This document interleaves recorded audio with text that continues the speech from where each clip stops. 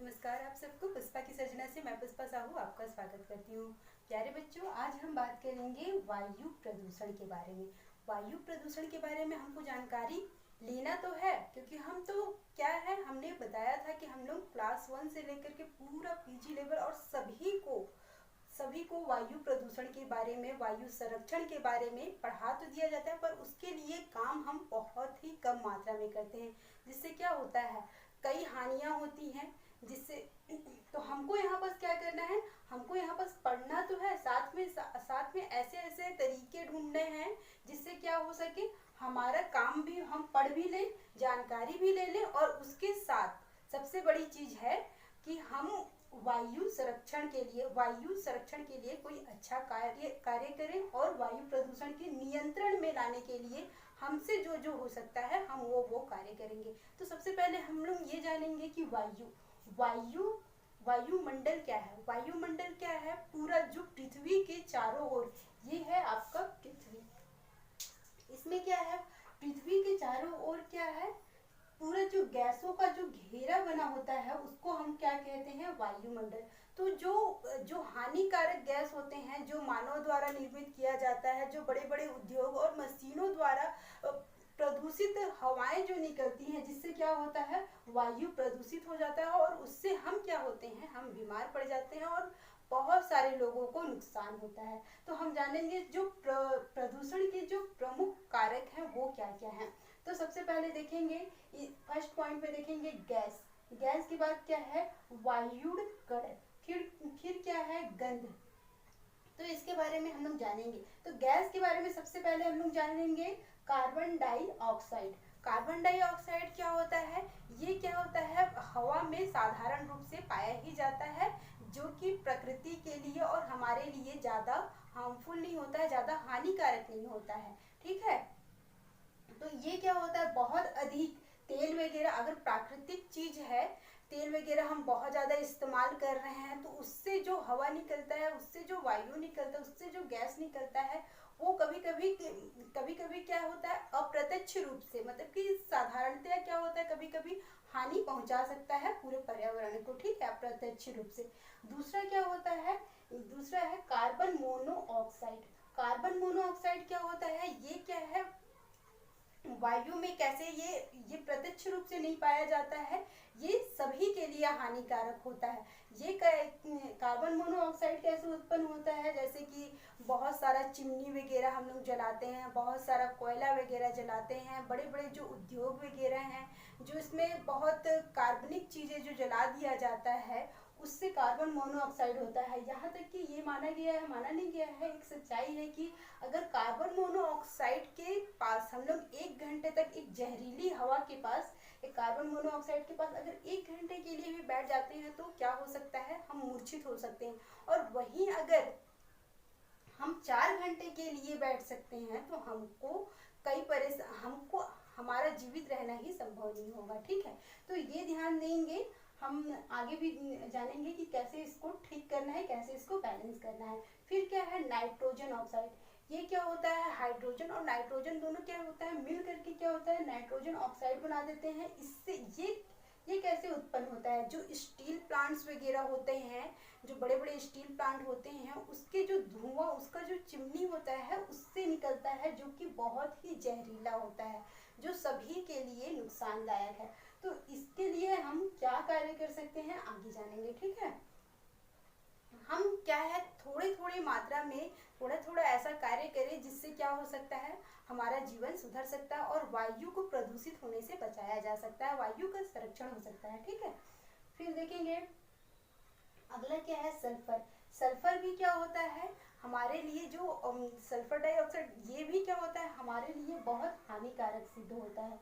ये भी कैसे उत्पन्न होता है, टायर वगैरह ये सब जलाने से, जो बहुत ज़्यादा गैस वगैरह का इस्तेमाल करते हैं, जो कि पूरे वायु में जाकर के मिल जाता है और सभी को प्रदूषित करता है।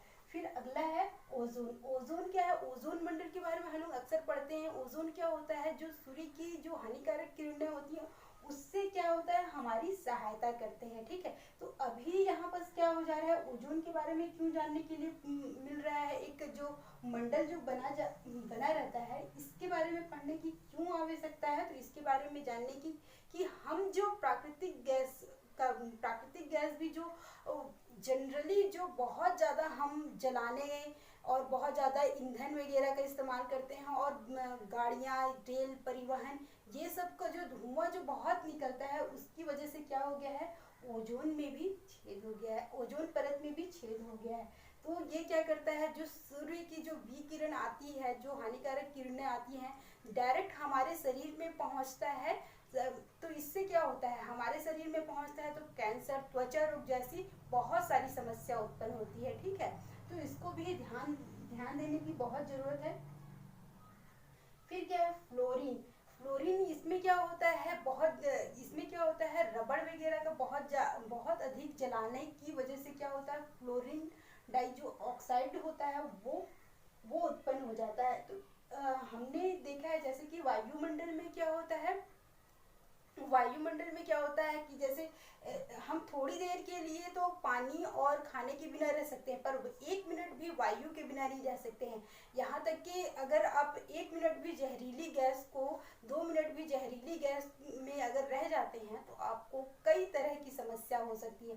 तो इसलिए क्या है, जो मतलब वायु क्या है, अगर पानी थोड़ा सा प्रदूषित हो रहा है तो उसको ठीक किया जा सकता है, पर वायु क्या है, ये क्या है, पूरे पूरे ब्रह्मांड में पूरे हर जगह पर फैल जाता है। जिससे क्या होता है, जो छोटे छोटे कण होते हैं, जो छोटी छोटी पक्षियां होते हैं, जो बर्फीली जगह पे पाए जाते हैं, उनको भी नुकसान होता है। ठीक है, तो हम अपने लिए ही केवल नुकसान नहीं पहुंचा रहे, पूरे पृथ्वी के लिए नुकसान पहुंचा रहे। इसलिए हमको क्या है, हर चीजों को ध्यान में रख करके कार्य करना पड़ेगा। ठीक है, फिर अगले में आते हैं अम्ल।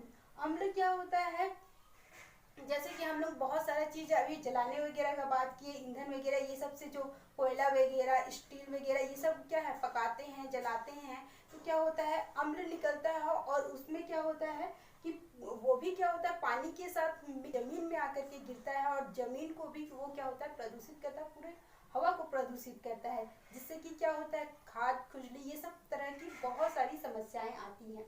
फिर है, आगे देखेंगे वायुकण।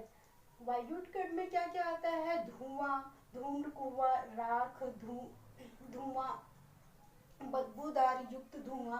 फिर समुद्री वायुमंडल में भी कई चीजें ऐसी होती हैं, कण जो होता है जो समुद्र में पहुंच जाता है, जिसकी वजह से क्या होता है कि प्रकृति को बहुत ज्यादा नुकसान होता है। धुआं क्या होता है, जो हम जलाते हैं, धुआं कहाँ कहाँ से निकलता है, बड़ी बड़ी चिमनियों से जो निकलता है धुआं, उससे क्या होता है, पूरा वातावरण प्रदूषित होता है। ठीक है, धूम्रकुआं क्या होता है, जो बहुत ज्यादा सिगरेट वगैरह जैसे जलाते हैं। ठीक है, कोयले का जो धुआं होता है, जो राख का जो धुआं होता है, वो क्या होता है, पूरा उड़ करके ये सब क्या होता है, पूरा ये सब क्या होता है, ये पूरा वायुमंडल में मिल जाता है। और वायुमंडल में मिलने के बाद नुकसान किसको होता है, हम सबको होता है। इसलिए हमको ये ध्यान में रखना चाहिए कि हमको कौन से कार्य करने हैं और कौन से कार्य नहीं करने हैं। अगर तरक्की के लिए हमको कार्य करना है तो उसको बैलेंस बना करके कार्य करना हमको आना भी चाहिए। ठीक है, फिर है बदबू युक्त क्या है, धुआं।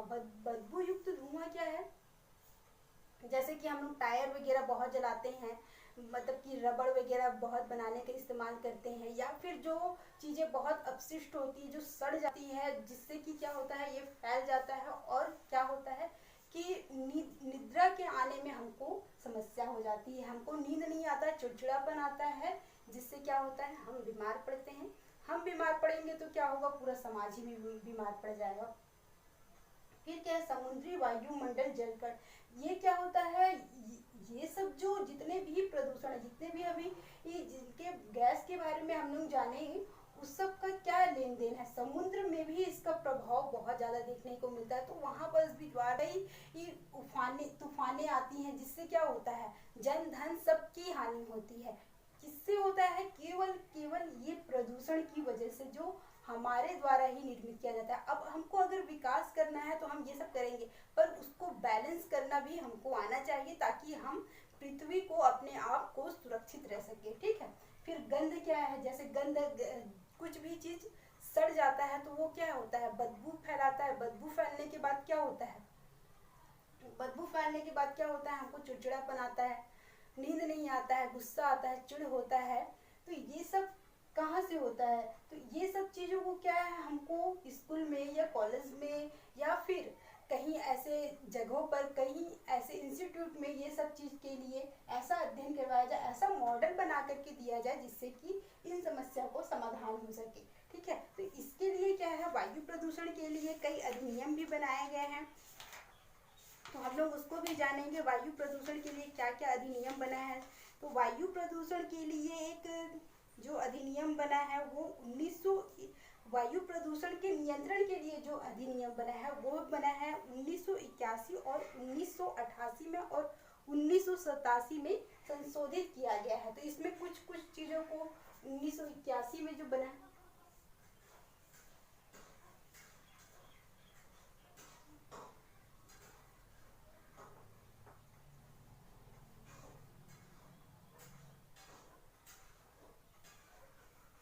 इसमें क्या है, 1981 में वायु प्रदूषण नियंत्रण निवारण अधिनियम जो बन गया है वो क्या है, 1981 में बन गया है।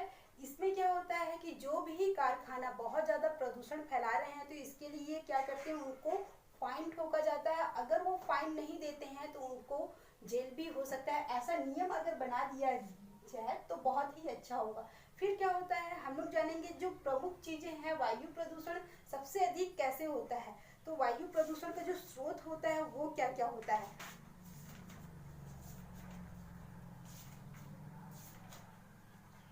तो वायु प्रदूषण का स्रोत क्या क्या होता है, जैसे परिवहन से बहुत ज़्यादा प्रदूषण होता है। ये आपका परिवहन है, जैसे मोटरसाइकिल वगैरह का बहुत अधिक अगर हम लोग इस्तेमाल करते हैं तो उससे भी क्या होता है, परिवहन से भी क्या होता है, धुएं से भी क्या होता है, वायु प्रदूषित होता है। फिर क्या हो जाता है, मतलब कि जितने भी परिवहन क्षेत्र हैं तो इसको अगर कम करने के लिए अगर हमारे स्कूल और कॉलेज में ये नियम बना दिया जाता है कि अगर आप सप्ते में, ज़्यादा तो नहीं, सप्ते में एक दिन, एक घंटा के लिए तो नहीं बोलेंगे, एक दिन के लिए कम से कम मात्रा में जो जलाने वाला चीज़ है उसको इस्तेमाल करें। बहुत ज़्यादा ज़रूरी है तो हम उसका इस्तेमाल कर सकते हैं। ठीक है, तो इसके लिए हम लोग क्या क्या कर सकते हैं, तो जो एक छोटा सा मैं बात आप लोग को समझाना चाहूँगी, जैसे कि ये जो प्रदूषण होता है उससे क्या क्या होता है। यहाँ पर मैं 2 फूल बनाऊंगी, ठीक है।